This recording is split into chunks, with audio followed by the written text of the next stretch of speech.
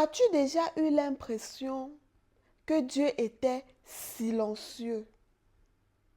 Tu pries, tu cherches sa présence, tu attends une réponse, mais le ciel semble fermé. Aucun signe, aucune direction, aucun changement visible. Et plus le silence dure, plus une question apparaît. Dieu, où es-tu? Pourtant, ce qui nous trouble le plus n'est pas toujours la difficulté, c'est le silence. Parce que nous pouvons supporter beaucoup de choses lorsque nous comprenons ce qui se passe. Mais lorsque Dieu ne s'explique pas, notre cœur est mis à l'épreuve. Imagine un agriculteur qui plante une graine. Le lendemain, il regarde le sol. Rien. Une semaine plus tard, rien. Encore plus tard, rien. Encore plus tard, toujours rien. Pourtant, sous la terre, quelque chose est déjà en train de se produire. Les racines se développent. La vie avance. Mais elle avance dans l'inaction. Ce qui signifie que souvent, le travail se fait là où les yeux ne peuvent pas le voir. C'est ce que Joseph a découvert en prison. Dieu lui avait donné une promesse. Mais ensuite, le silence. Les années passent. Aucune explication. Aucune indication sur la date de sa libération. Aucun message du ciel.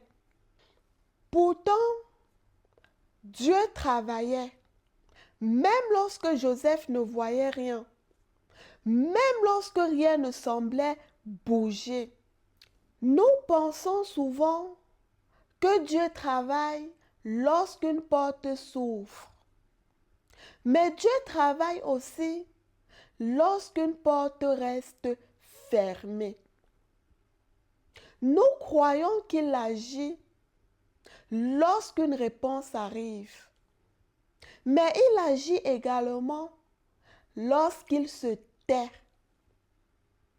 Parce que son travail le plus profond n'est pas toujours autour de nous. Il est souvent en nous.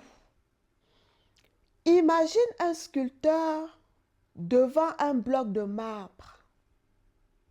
Les passants ne voient qu'une pierre. Mais le sculpteur voit déjà la statue. Chaque coup de marteau paraît insignifiant. Pourtant, l'œuvre avance. Ainsi agit souvent Dieu. Alors que nous regardons les circonstances, lui travaille le caractère. Alors que nous regardons le calendrier, lui prépare le cœur. Le problème est que souvent nous confondons silence et absence. Mais dans la Bible, certains des plus grands serviteurs de Dieu ont traversé des saisons de silence. Le silence n'était pas la preuve que Dieu les avait quittés. C'était souvent l'endroit où leur foi grandissait le plus. Car lorsque Dieu parle clairement, il est facile de le suivre. Mais lorsqu'il semble silencieux, nous apprenons à lui faire confiance pour ce qu'il est. et non seulement pour ce qu'il nous donne. Peut-être que Dieu travaille en silence parce qu'il veut développer quelque chose que les réponses immédiates ne pourraient jamais produire. La patience, la maturité, la confiance, l'abandon. Des choses qui ne grandissent généralement pas dans l'urgence. Regarde une maison. Personne ne s'émerveille devant les fondations. Tout le monde admire ce qui est visible. Pourtant, ce qui soutient l'ensemble se trouve sous terre. Dieu agit souvent de cette manière. Avant d'élever, il établit. Avant de confier davantage, il approfondit. Avant de construire en hauteur, il creuse en profondeur.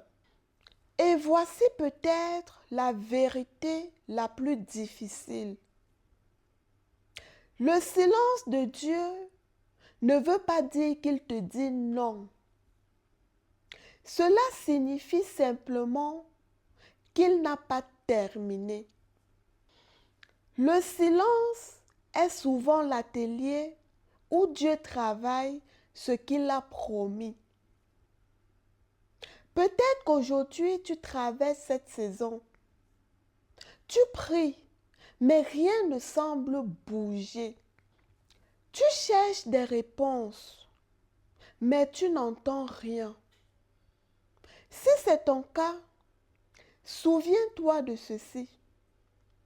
Lorsque la graine est sous terre, elle paraît inactive. Pourtant, c'est précisément là qu'elle est en train de grandir. Tenez-vous tranquille et sachez que je suis Dieu. Psaume 46, verset 11. Si Dieu travaille en silence dans ta vie aujourd'hui, ne confonds pas son silence avec son absence. Il est possible que pendant que tu sois en train de chercher des signes autour de toi, Dieu soit en train d'accomplir son œuvre la plus importante à l'intérieur de toi.